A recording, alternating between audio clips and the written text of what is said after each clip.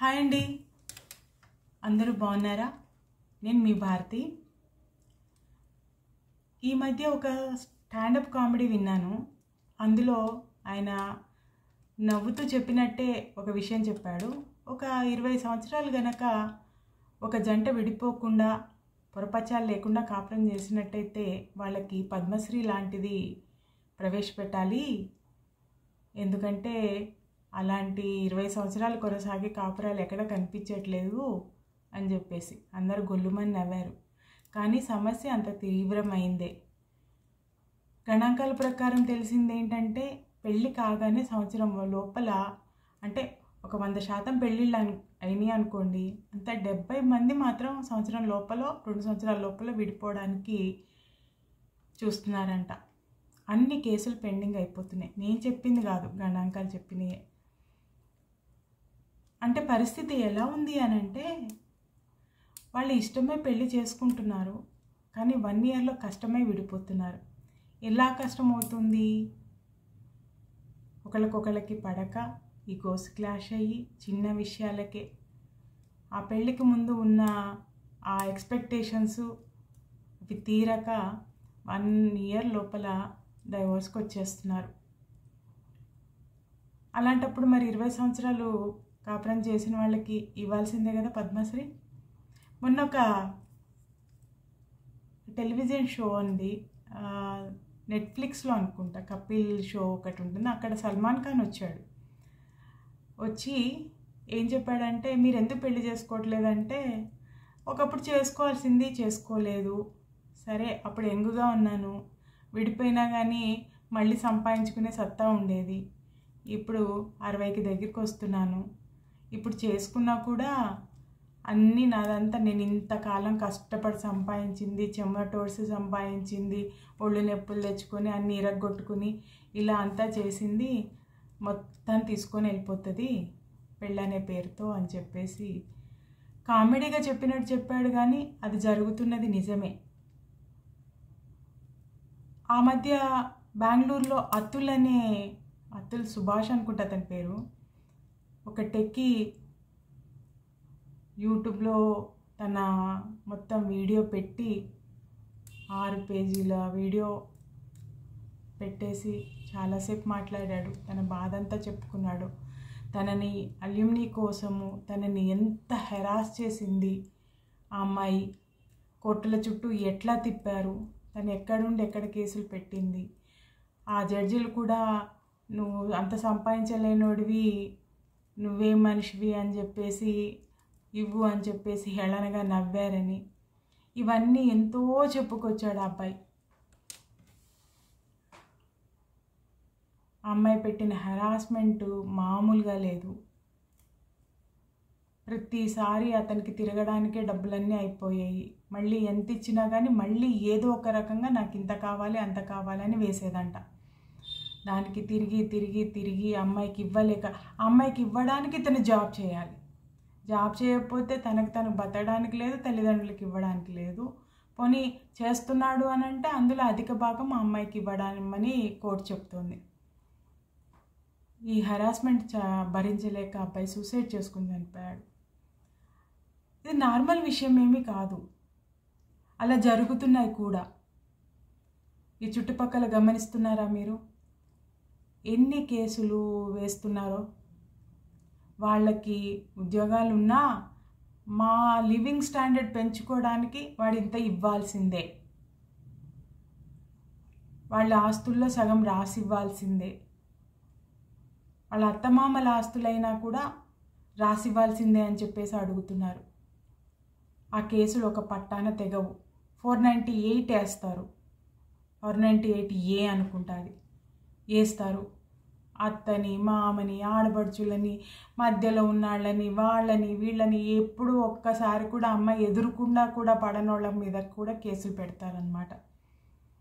అప్పుడైతే అంతకుముందు ఈ చట్టం వచ్చిన కొత్తలోనైతే చాలా దారుణంగా ఉండేది. అందరినీ పట్టుకుపోయేవారు, ఆ బెయిల్ కోసం నానా తిప్పలు పడేవాళ్ళు. తర్వాత ఆ కేసును అలా హెరాస్ చేసి ఎంతోమంది తల్లిదండ్రులు ఆ వ్యధ పడలేక చనిపోయారు తెలుసా అండి, గుండె నొప్పులతో వాటితో. ఆ కోడలు పెట్టిన హింస పడలేక చచ్చిపోయారు. ఏమీ అనకుండానే.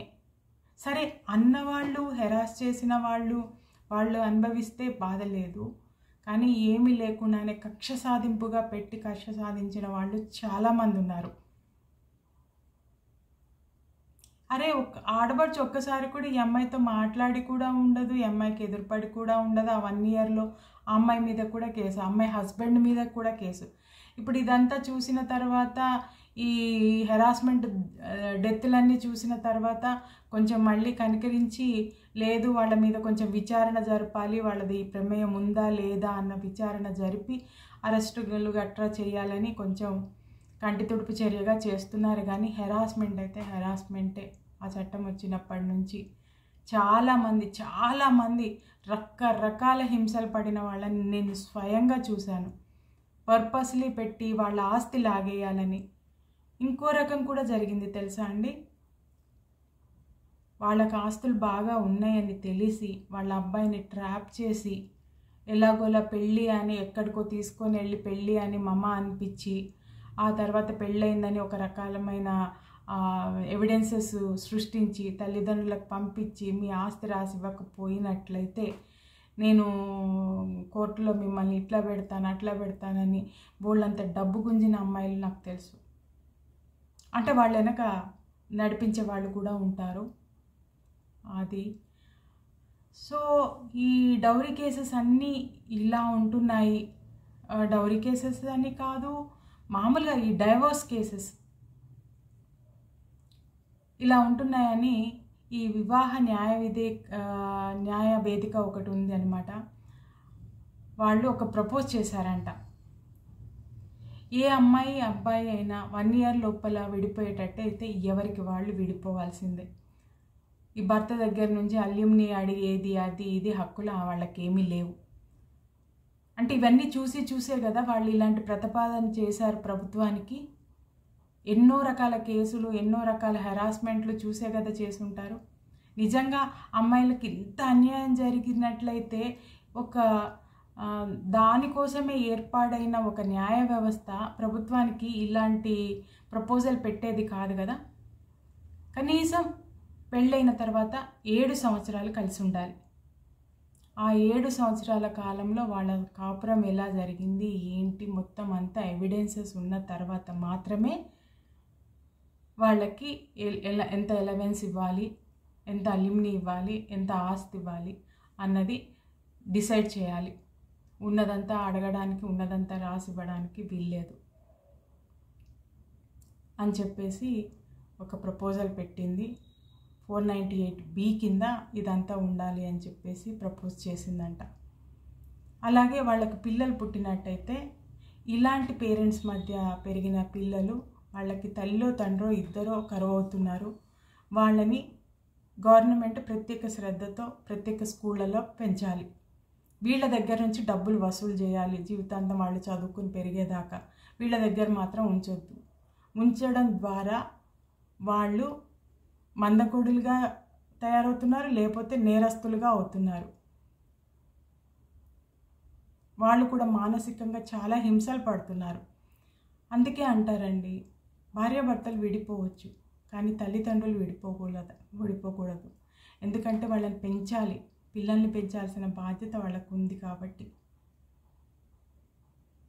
అందుకని వాళ్ళు అలా తయారవకుండా ఉండాలంటే ప్రభుత్వమే శ్రద్ధ వహించి వాళ్ళని చదివించాలని కూడా ఈ వేదిక సూచించింది. అలాంటి పరిస్థితులు ఇంకా సమాజంలో నెలకొన్నాయి, జరుగుతున్నాయి కూడా. సో వివాహ వ్యవస్థని పటిష్టపరచాలంటే ఇలాంటి చట్టం ఇంకొకటి రావాలి అని చెప్పేసి ఇప్పుడు ఆలోచిస్తున్నారు. నిజమే కదా, అవసరమే అని మీకు కూడా అనిపిస్తుంది కదా. ఎందుకనంటే అరే ఇలా పెళ్లి చేసుకోవడం, అలా రేపొద్దున మాకు పడట్లేదని చెప్పేసి పుట్టింటికి వచ్చేసి కూర్చోవడం, వాళ్ళకి వాళ్ళు అడ్జస్ట్ అవ్వడానికి కూడా ట్రై చేయకుండా, అంటే కేవలం మేము సంపాదించుకుంటున్నాం కదా, మా బతుకు మేము బతకగలం కదా. మరి అలానే వచ్చినప్పుడు వాళ్ళ అల్యూమ్నీలు వాళ్ళ ఆస్తుల మీద ఎందుకండి? మీరేమన్నా ఇచ్చినట్లయితే అది తెచ్చుకోండి, అంతేగాని ఆ అబ్బాయి పెళ్లి చేసుకున్నంత మాత్రాన అంతా రాసిచ్చేయాలని హక్కు కింద పోరాడి వాళ్ళని హెరాస్ చేసి వాళ్ళని కోర్టు చుట్టూ తిప్పించి వాళ్ళ బ్రతుకు వాళ్ళ జీవితంలో 35% అతనికి, మిగతా 65% వీళ్ళకి. ఇదెక్కడి చట్టం?